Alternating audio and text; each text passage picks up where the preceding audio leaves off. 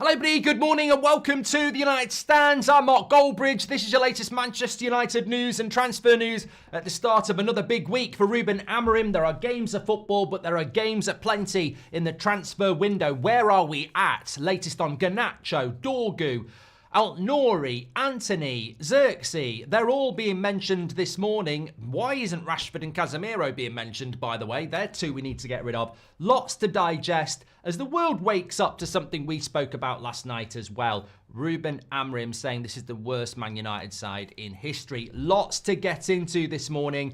Kev McGee, I think you need to stop listening to ex-players and knobhead journalists and wake up and smell the coffee. Kev McGee in the chat this morning is saying that Erik ten Hag set us back years. I find that so incredible. You know why I find that incredible, mate? Is because why are we still trying to blame this on managers? This has been going on since the Jose days, probably the Van Gaal days, and people still want to blame it on managers.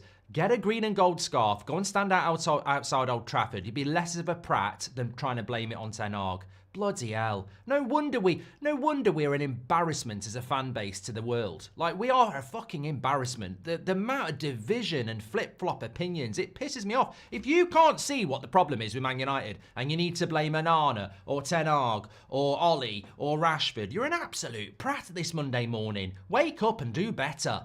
We're in this position because we've been absolutely run into the ground for 20 years by a family that doesn't care. Every recruitment came from them. Even if you want to blame Ten Hag, they recruited him. Even if you want to blame Rashford, they're giving him a contract. Even if you want to blame Murta, everything goes back to the top. They're head of the top of the shit. And that is where it comes down to. Although I do think Kev makes a good point. I want to talk a little bit later. I think that some of the analysis of Man United over the last 12 months has come home to roost. Really big. Anyway, let's talk about transfers. That's what we're here to talk about first of all. Bit of exclusive news coming out around Garnacho. Very, very high chance that Man United will push to do this deal this week. It's a little bit uncertain about what Amorim wants to do. In Italy, the Corriere dello Sport this morning are reporting that Napoli sporting director Giovanni Manna will meet with Man United in the next few hours to negotiate the transfer of Garnacho. Napoli could be willing, so generous of them, to go up to 60 million euros, which remember is less than 55 million pounds. Conte is pushing for an agreement as well and has apparently held talks with Garnacho. Where are we at on this? Because I think Manchester United will pull the trigger on selling Garnacho. And I think the reason they will do it is still an absolute disgrace. But as per usual, we have people in our fan base who are, let's be honest, what's a word for thick? Thick. Yeah, I think that's the word I would go with.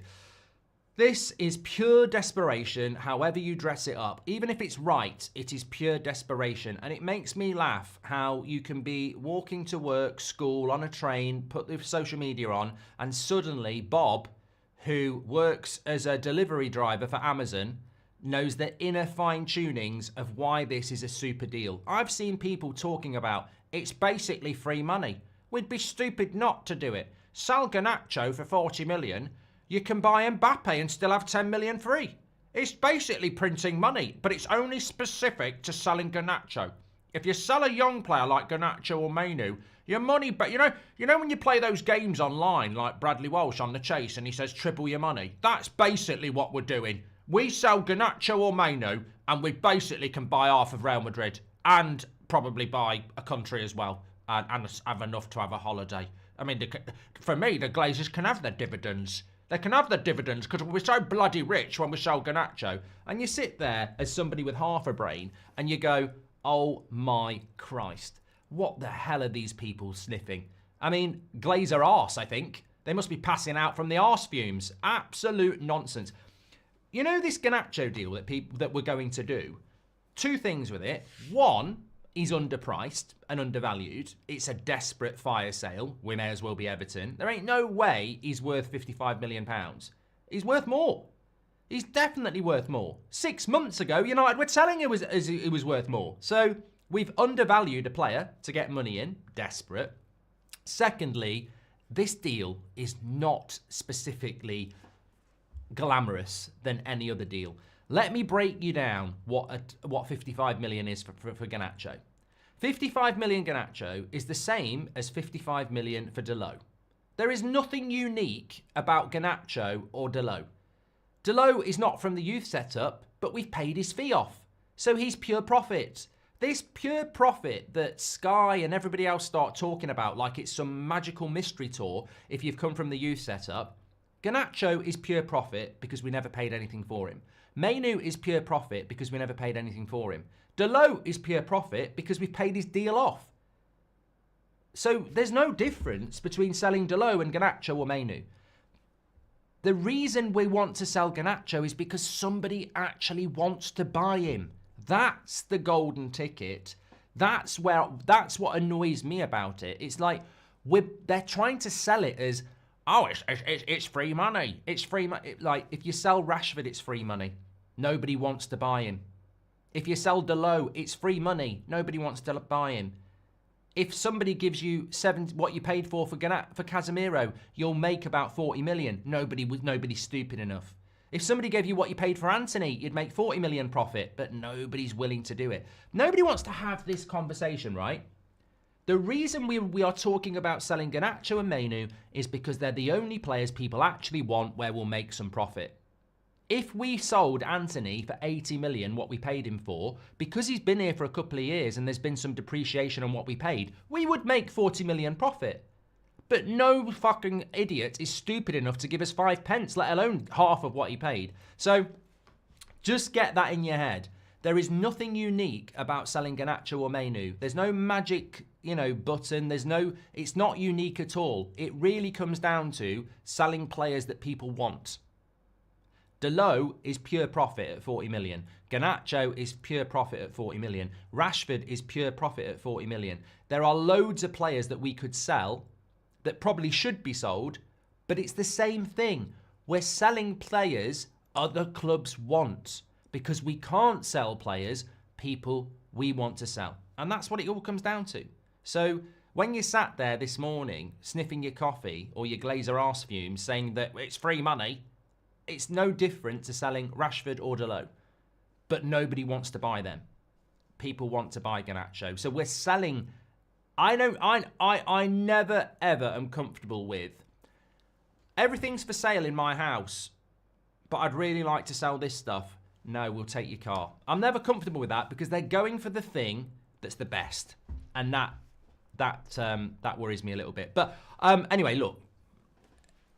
Lesson explained to those people who think that this is the only deal we can do. It is the only deal we can do because it's the only player that anybody really wants to buy. The reason we're selling Garnacho is because it's the only player in January that clubs are ringing up for to buy. There's no other player that anybody wants. So that's why we're trying to do the deal. I don't think that's a good idea for Man United to be selling the player that everybody else wants instead of the shit that nobody wants. But we're not good enough to do that.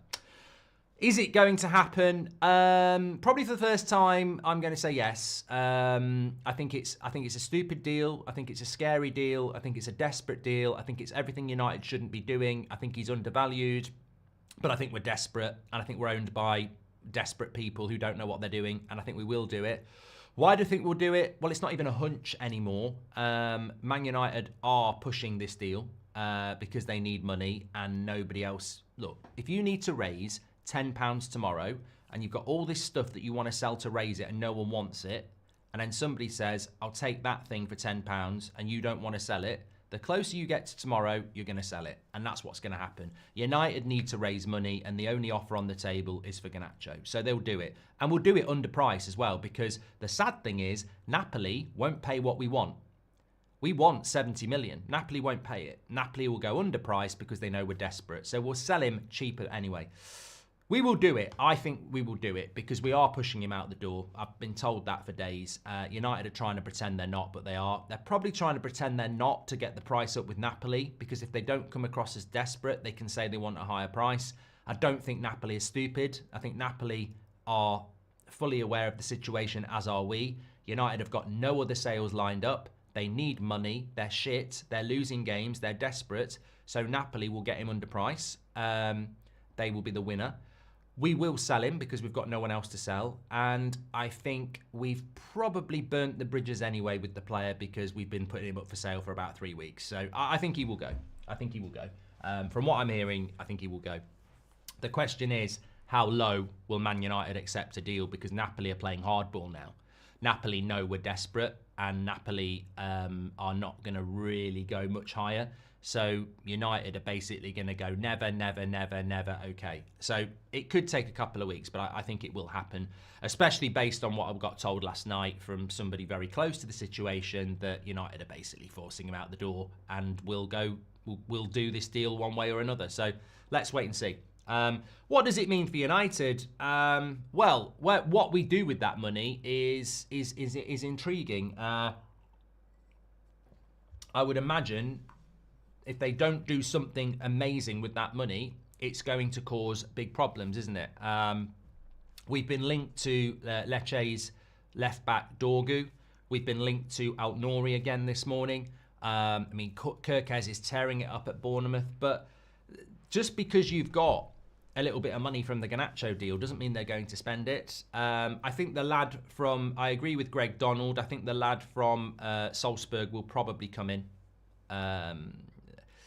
It's interesting because there's a few people who just don't think that's a good signing, but it's one for the future. But then again, he is 22, so is it one for the future? I mean, I don't know. Look, these are the risks we're going to take now. Is Dorgeles better than Garnacho? I don't know. I don't know. Where we are at the moment is I wake up in the morning and basically realise that Man United are in massive trouble. Like every day, we're in massive trouble. So there is no title race in 3 years. You look at Bournemouth, and they get 11,000 people into their home ground. That's all they can get. We can get 7 times that.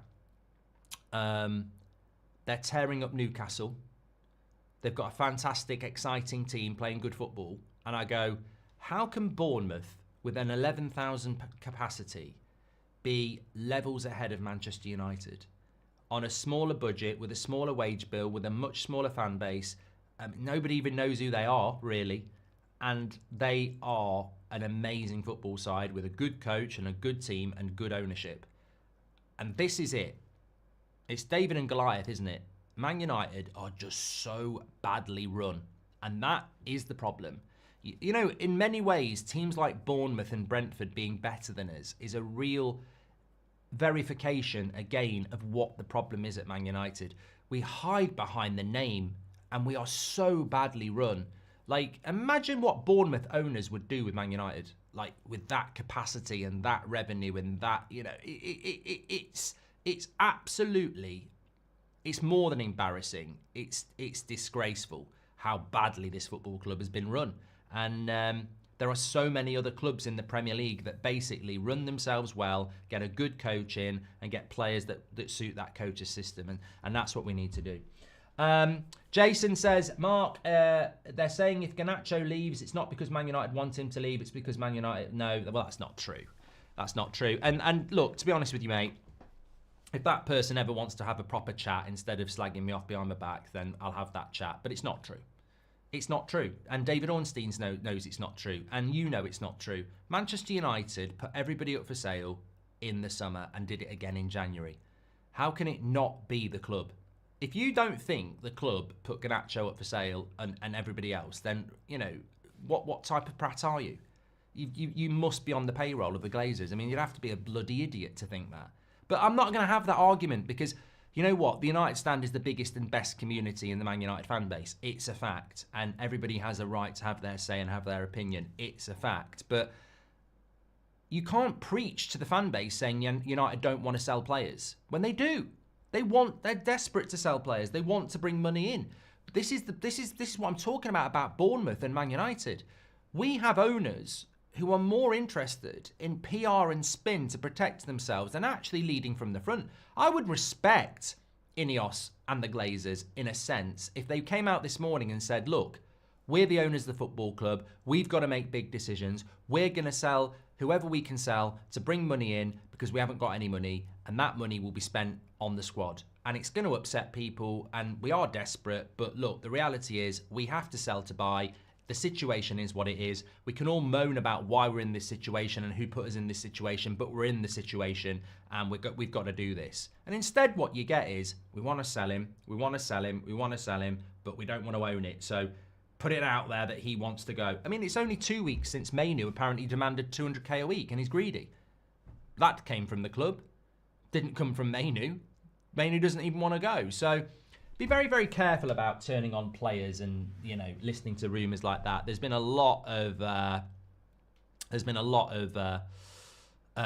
spin and bollocks that gets put out by this club over the years, and you know it. I'd hate to sell our young players, but it's better for them than to take the blame for our squad performances, says Ollie. Thank you, Jason. This is Pogba all over again. We'll probably buy him back for 120 million in a few years, says Ron. We cannot develop Garnacho, says Keel. Amorim played wingers as wing-backs at Sporting. Here he uses defenders. We create nothing for our strikers. Why can't we play Amad and Garnacho wide, says Andy? Because we'd get absolutely battered, mate. Amad against Southampton in the first half on that right wing got absolutely done, didn't he? Because he had Yoro in behind him. I don't think Amorim wants to play fullbacks out wide, and we aren't creative because of it. But if he puts wingers there, we'll get absolutely killed. Amorim basically hasn't got any players to play his system, because what Ineos have done, and in their infinite wisdom, what Ineos and the Glazers have done is they've seen a manager that's really good, they've recruited him, and then they expect him to do the same with a bunch of shit. He hasn't got the players to play this system, absolutely not, and that's abundantly clear. Look, I don't mind going down that avenue, but the avenue that we're in is that we are not good enough. Glazers will take the 50 million for their debt, says Josh. 7 years for a 2-year, including demolition, shows they are incompetent, says Sashi. If we lose Garnacho, who do we put in that position, says Constantine. Patrick Lynch says, we said it in the summer, the policy with outgoings is sell who you can, not who you want to. Exactly. And we won't even sell those players properly. Seems like these guys aren't even good business people, says Patrick. If I walk into a room and in that room there is horrible carpet, wallpaper, horrible pictures, but there's a nice sofa, there's a nice TV, and I walk in that room and I've got to make that room nice. If I walk into that room without a budget, then I'm in trouble, because I haven't got the money to get rid of the wallpaper or the carpet without selling the TV. And that's what United are doing. They have this room to renovate, and there's a load of crap things in there, like the carpet and the wallpaper, etc. But to fix that room, we've got to sell the stuff that's good. That's never a good thing. That's never a good thing. And the biggest issue is you need to get rid of the carpet and the wallpaper and the crap furniture and the crap pictures, but nobody will buy them. So that's Man United. So all these people who are getting excited about selling the TV, the carpet's still shit, the wallpaper's shit, the picture's shit, and that is the biggest issue. When you are renovating something, you clear it out. You take the good stuff out, you protect it, and then you leave all the shit in and you clear it out. And then you start afresh. You bring the stuff back in that you want, and you clean it up, etc.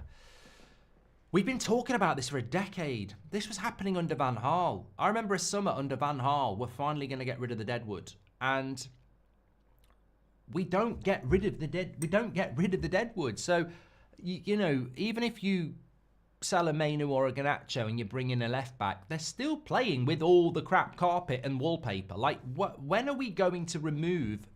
And the problem is, even if you bring in a new TV and a new sofa and some nice pictures, they will be ruined by people aren't going to walk in and go, what a lovely room. They're going to walk in and go, that picture's nice, that TV's nice, but oh God, look at the carpet. We don't seem to understand that renovation, do we? It's always about sell what you can, like Patrick says, bring some new stuff in, but we won't replace the old stuff. It won't work. It's never going to work whilst we retain the Lindelofs, the Casemiros, the Ericssons, the Antonys, the Rashfords, etc. We need to clear out, and we can't do it because we have an ownership that won't allow it to happen because they're assets. So I don't see this changing really. And also, I was thinking about this morning, just to give a thought. I was thinking about this morning. If we did bring in a left back and we did bring in a midfielder and we did sell Garnacho, for example, do I think we'll be in the top 4 next year? No. So what will we have people doing? Cheerleaders for Ineos and the Glazers going, we have improved since we sold Garnacho. We're not 13th now, we're 7th. I don't see Man United getting anywhere near a top 4 race for a very, very long time. I just don't see it. I think we're so far off. Without complete renovation, clear out, and a huge expenditure, we're not 1 or 2 players away. Like we're miles away. And Patrick says also, no guarantee that what we replace with will be better than what we have. Yeah, the grass ain't always greener. Despite the player's position is surplus to requirements, says the alien. No, it's not. We're desperate for wingers and we're desperate for number 10s. He's 20 years of age and he could easily be moulded into one of those. A fish rots from the head, glazes down, says Antony. EA should make a difficulty above ultimate and call it Glazer ownership, says Marcus. If Antony joins Betis and they pay 50% of his wages, he will be their second highest paid player. If Rashi joins Milan, he will be their highest player. I know, and that's with 50%, Andy. You're absolutely spot on. Casemiro and Rashford still here as no one wants them, says Josh. Garnacho or Mainu would be selling Garnacho or Mainu would be a travesty, goes against the soul and fibre of the club, says Tom. People can blame the managers, but each one has tried to show ambition and each one has had their hands tied, but lack of proper investment and improper running of the club point the blame above them, says Patrick. Hi, are you doing Chelsea Wolves? No, Caitlin. Anything, I'll be here at 8 o'clock. Anything less than 70 million or 55 million with a 25% on clause is a waste, says Marcus. Acknowledging desperation is not being thick, says Keel. Mate, you act like you're some sort of philosopher. I've never heard such shit in all my life. Acknowledging desperation is not being thick. Mate, why? It is. It is. Of course it is. A desperate situation can still be stupid if it's self-generated. Just because you've acknowledged it doesn't make it not stupid. Let me break it down for you, mate. The fact that you've acknowledged it doesn't mean it's not thick. We're in a desperate situation because the Glazers stayed, brought their mates in, and have whacked us into debt and in a desperate situation where we've got to sell to buy. That is stupidity when you bought a football club that was one of the strongest in the world. That is the definition of thick desperation. Just because you accept it, I'm not calling you thick, but it doesn't make it not thick. Why every time we lost in the next morning we have a lot of transfer stories, says Joey. Well, the transfer window is open, to be fair. Andy Atherton says, I'll come back to this for Andy because it's a good point. I just want to catch up on a couple of other bits. So Antony is leaving Manchester United for Betis. They will pay less than half of his salary in the loan move. Man United have inserted a penalty clause if the winger doesn't play a series of matches. I mean, again, desperation, pure desperation. This is about as good as it gets. I said this a couple of months ago with Antony. I can see us just loaning him for the next 2 years because you're never going to sell him. One of the worst signings we've ever done. You're never going to sell him. His wages are ridiculous. He's massively overpaid. So the best you can do is send him to some mediocre European side that fancies a risk on a bargain on his wages. There's people talking about replacing Antony. I don't even know how that works. How do you replace Antony? There is no money coming in, and we're basically going to save about 100 grand a week. That's not gonna allow us to go and buy a player, is it? So, you know, I don't really. I mean, yes, he needs to be moved on. Yes, we need to put him in the shop window, but I mean, look, it's a bloody nightmare, an absolute nightmare. It's hopeful that Antony deal will get done today, and Fabrizio has said that every detail has been sorted, and here we go soon. So that will probably happen today. We have been linked to a couple of left backs, like I say. Antony, Man United are looking at that, but it would be around. I mean, the hilarious thing about this, okay, this sort of brings it home. So, Caught Offside are saying that Man United are now focusing on Antony as their top target for the left wing back position. Wolves are open to letting him leave for a fee of around 45 to 50 million pounds. So, don't ever try and tell me that selling Garnacho for 55 million is a good deal. Antony is 23 and plays for Wolves, and they basically want the same fee as what we're going to sell Garnacho for to Napoli, who is 20, an attacker, and whether people like it or not, has a very high reputation in world football. So we're going to sell Garnacho for the same price that Antony is from Wolves. I mean, don't tell me, I'm not saying we shouldn't do it. Some people would say, well, we need a left back, fine. The issue is, don't anybody try and tell me that this isn't fire sale desperation. I mean, how did we get into this position at Manchester United? How did we get into this position where we are effectively selling assets cheap to survive? It's crazy. Antony, here we go, is actually hit, which is interesting timing because I was literally just talking about that. So let me have a quick look.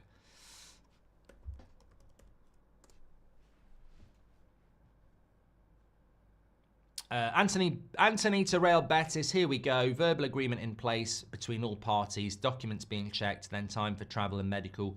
United will let him leave on loan with no buy clause. He'll be back to United in June. Fucking hell. Have we ever had a more depressing here we go? I mean, a player that's basically been... what I will say about this, I mean, I'm not doing a video on it. What a fucking waste of time. It can just live halfway through a morning show. That's how uninspiring this is. So, a player that we paid £80 million for and gave 200 grand a week, 2.5 years later, is going on loan to Betis without a buyback clause, and we're paying most of his wages. I mean, if anything ever, symbolised Man United's ability to be crap in the transfer window, then this is it. I mean, it's hilarious. You look at Fabrizio's post, and there's Antony smiling in a Betis shirt. I think a more fitting picture would be a United fan crying into their hands. It's an absolute shambles, and I mean, some people will be trying to. There are people going, good luck, all the best, and I'm like, oh my god, we are not a serious football club, are we? How much money have we invested into this deal? And all the best, all the best. Go and have a nice time in Spain. We're paying half your wages anyway, and you'll be back in June. I mean, fucking hell. People should be going to prison for this. This is absolutely embarrassing. But look, I agree it has to happen. Look, I don't want to be a hypocrite. It has to happen. It's the best of a bad situation, but it really brings it home. And also, as well, like, people talk about, well, at the end of the day, Garnacho's free money. This deal that we've done with Betis is exactly why we have to try and sell Garnacho or Mainu, which we shouldn't be doing, because we spent £80 million on a player that people won't take for free. And if we could sell him for even 50 million, we'd still be making a bit of profit on him. Like, he's worth nothing. We may as well have took that £80 million and, wiped our arse with it for the last 2.5 years and, flushed it down the toilet. An absolute travesty. An absolute waste of time. Glinios out. How is Rashford not ashamed of all this? Just accept Saudi deal and help the club. Oh, mate, come on. I don't think any modern player is going to do that. The optimism in my eyes. If Forest can challenge for top 4, why can't we next year? Nick, the reason Bournemouth and Forest and Brighton and Fulham and everybody else has good seasons is because they're well run. What you're doing is you're looking at Amorim and going, he'll gradually get this team better, but he hasn't got a team. That's why he's saying it's the worst team. He hasn't got a team. If Amorim took the Bournemouth job, he'd probably get him in the top 8. If he took the Forest or Fulham job, he'd probably get him in the top 8. Doing it at Man United with this ownership, I mean, bloody hell, it's a joke. Is this a domino effect of the Glazers' poor running, or is this because Ineos are now pulling the strings? They're in it together, Luke. You can't talk about one without the other. Glinios out, I've done that. Hi, Mark. Great show as always. I'm gutted for the young fans of our club. They will be gutted by the fact of Garnacho leaving. Our club is shameless, says Lee. And Marcus Ladd says, what actually concerns me is the Glazers have decided to stick around on what they know is a sinking ship rather than take the 6.5 billion.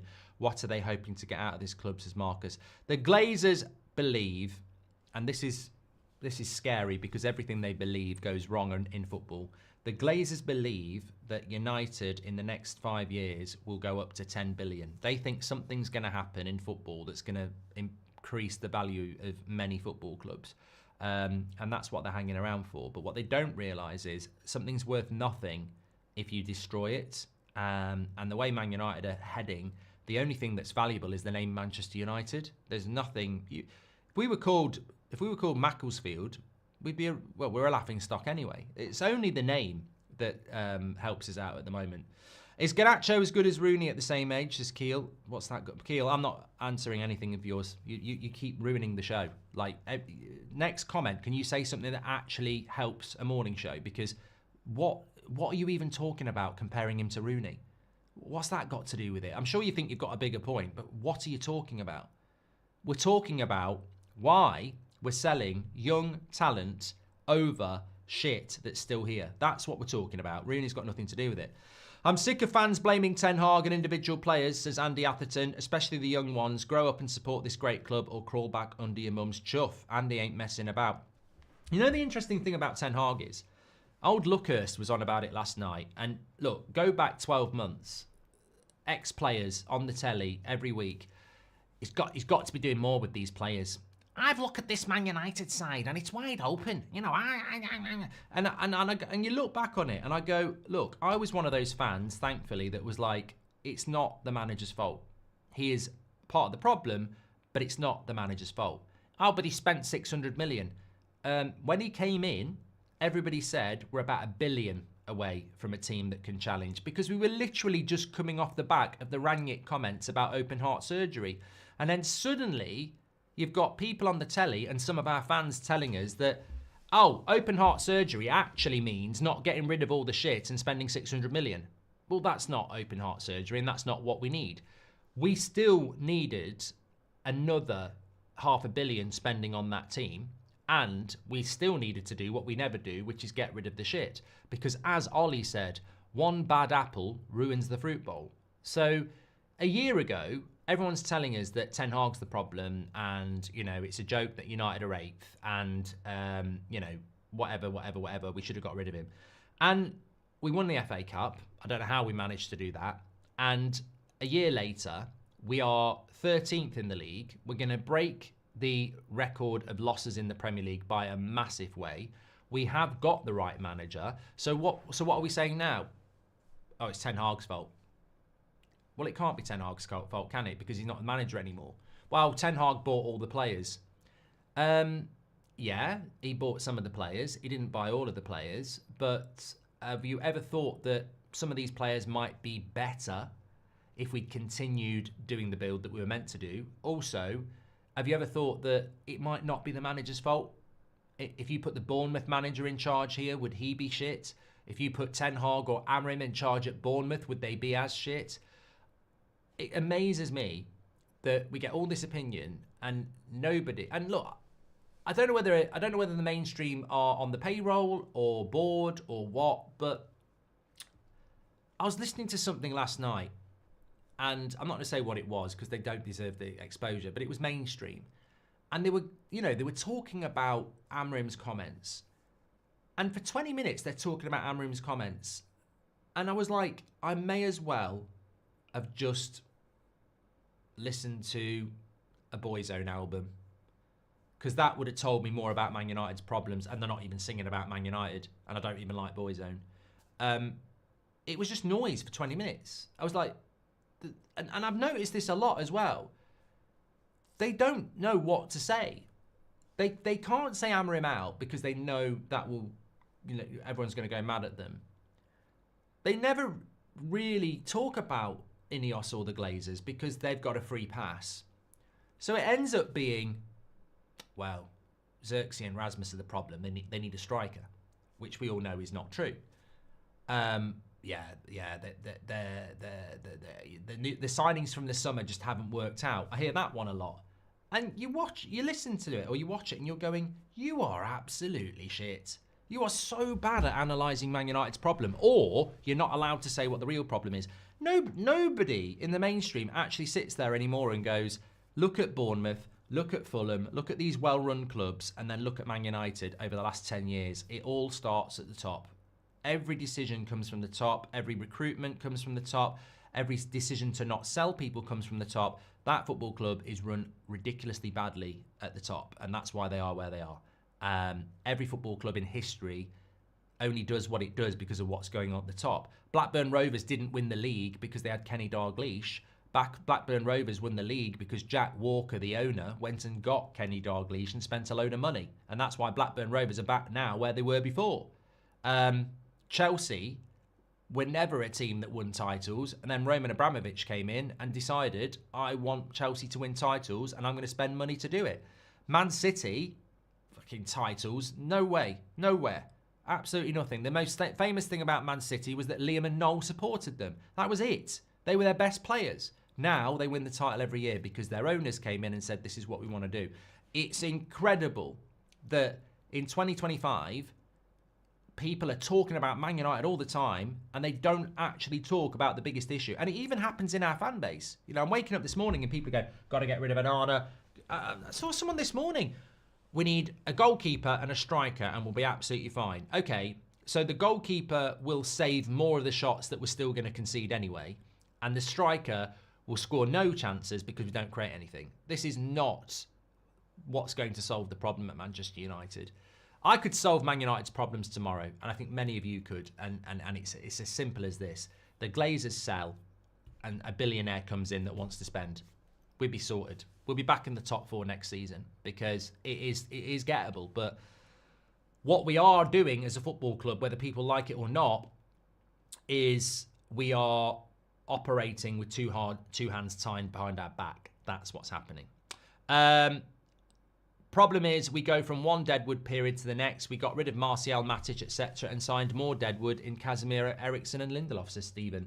It seems Ineos thought they could cost cut while still qualifying for the Champions League. I think their intention will be to overhaul the squad, but they've underestimated the urgency. I think this is absolutely spot on, James. I think the intentions of Ineos are to take Man United back to the top, but they don't know how to operate in football. There is no time. You can't slowly rebuild in football. You have to hit it hard and fast. Look at Chelsea with Todd Bowley. You've got to be quick. You can't be slow because you snooze, you lose.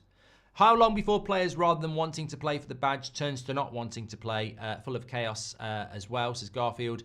Manchester United Business Club, it's heartbreaking, says Colin. Also, that was from Patrick, we read. Do you think it would have been any different with Ashworth, says Abdi? I don't know. I don't know. Mark, can you pinpoint the exact moment we went from a top 6 team to a mid-table team? Would you agree it was Christmas Eve 2023? Says Harvey. Tony, Man United, thank you very much. Welcome to Members Club. We're phasing out all our firepower, says Robert McCormack. I just imagine the look on the faces of people who wanted to sell. Robert, I don't think we're phasing out our firepower. I think we're fire selling anything that we can. I think if a decent offer came in for Martinez, they'd sell him. I think if somebody came in and offered 60 million for Martinez, they'd sell him. I think if somebody came in and offered 30 million for Maguire, they'd sell him. I think if somebody came in and offered 120 million pound for Bruno, they'd sell him. I don't think anybody's a permanent fixture at this football club. I think it's about selling what you can. That's what United are doing. I just imagine the look on people's faces who wanted to sell Garnacho, we do, and then make new signings because that can happen, says Lauren. Ollie says, I'd hate to sell our young players, but it's better for them who take the... Yeah, I've done that one, haven't I? Okay, I'm just catching up on some of these chats here. Here's an F1 analogy, says Ashley. They bring in a new driver and ask him to win a race, but give him a go-kart. Need to look at Ineos motives, resell for pounds in 2 years, says Ashley. I spent 600 million, but United tax and our scouts are useless, says John. Easier... Well, I always say that, John. Whether we spent 600 million under Ten Hag or not, a decent director of football would have spent about 4. We massively overpaid on loads of deals as well. Easier to understand the wife than United. We could be no worse off if we kept Moyes, says Kev. Do you think our squad is better than 4 years ago, says Robert? I mean, I think we're comparing different shades of shit, Robert. I would have to look at the two squads. But what I will say is where we were 4 years ago wasn't good.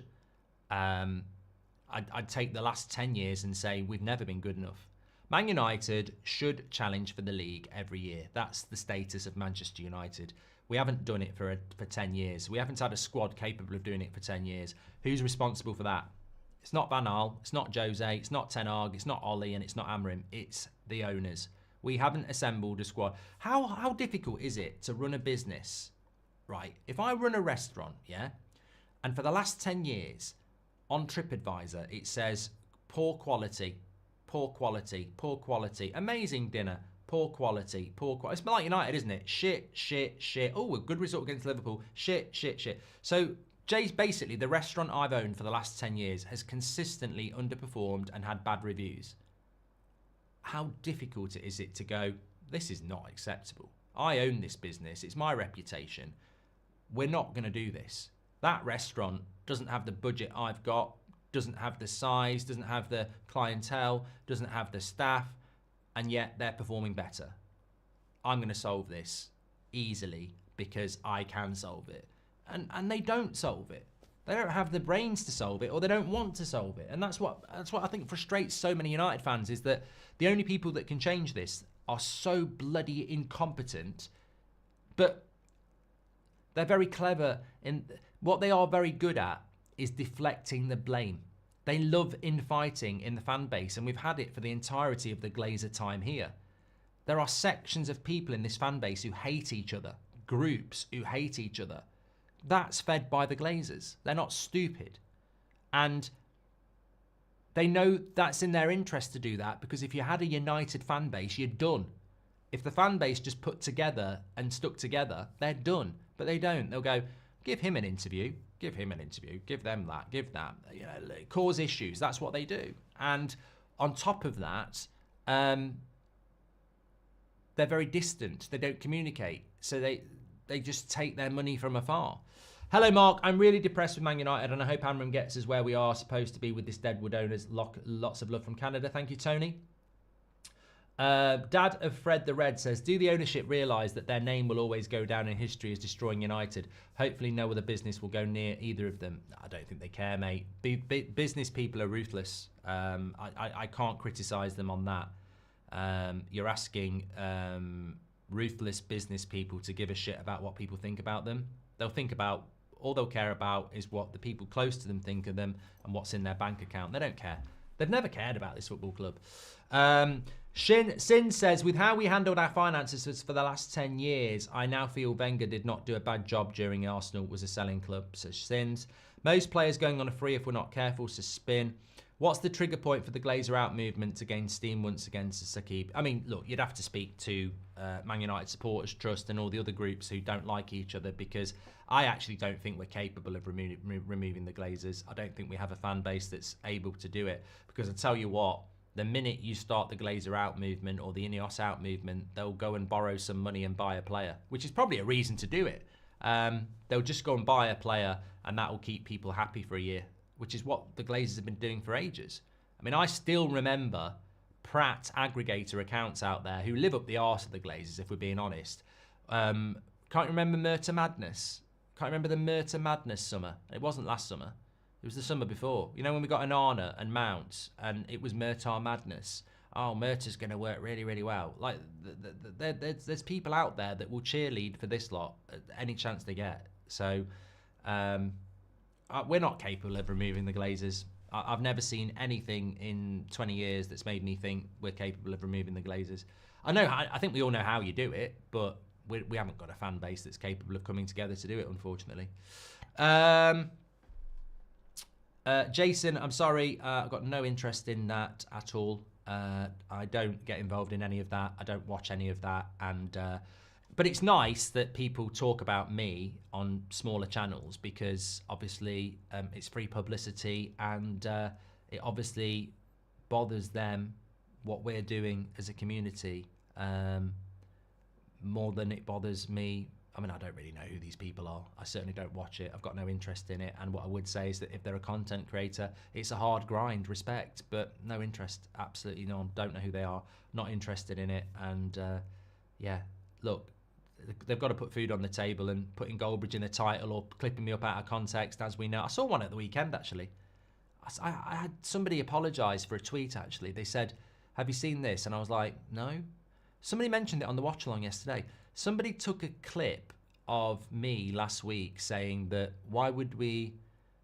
Scholes had said he doesn't mind getting rid of Garnacho, but he selling Mainu would be against what the club's all about. And I said something along the lines of, there's no difference. Is it because, you know, Mainu's British and Garnacho's not? Is it British bias again? Is it because of the passport? Somebody clipped up the passport bit and made it out like I was being racist. And I was like, I was getting a load of abuse for it. And then somebody messaged me and explained it, and I was like, okay, that's fine. It's just a weirdo who's clipped something up like 3 seconds to try and make it like that. Yeah, this happens a lot. You put that in your look. Talk about the United stand or Goldbridge. You're going to get views, aren't you? That's why people do it. I think all heritage standards are not carried forward. People inside the club, owners, do they not know? Thank you very much. Apparently, we've had a David Ornstein drop here. Let me have a quick look at this.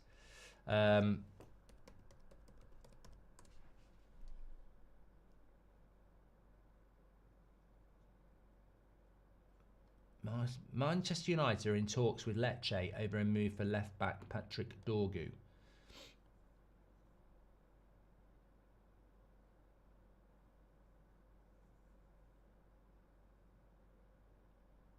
Man United lining up there. Well, look, it looks like the chat that Sir Jim had with Amorim on Thursday, and Amorim's story has not Amorim, yeah, Amorim saying last night about the worst ever United side. It looks like that's actually resonated, doesn't it? Because it's about bloody time. Actually, I think I might stop the video and just do another video on this, because it's a bit of an interesting story, isn't it? So I don't really want to talk about this at the end of a 50-minute video. So I will stop this now, and then we'll just do a quick Dorgu video, I think. But I just want to digest it and send a WhatsApp and find something out. So yeah, that's sort of breaking. We'll be live again in a couple of minutes, and we'll just do a few minutes on this story. Man United in talks with Lecce over potential deal for left-back Dorgu, and that's coming in from David Ornstein. Okay, all right, we'll be back in a minute. I'll see you in a minute.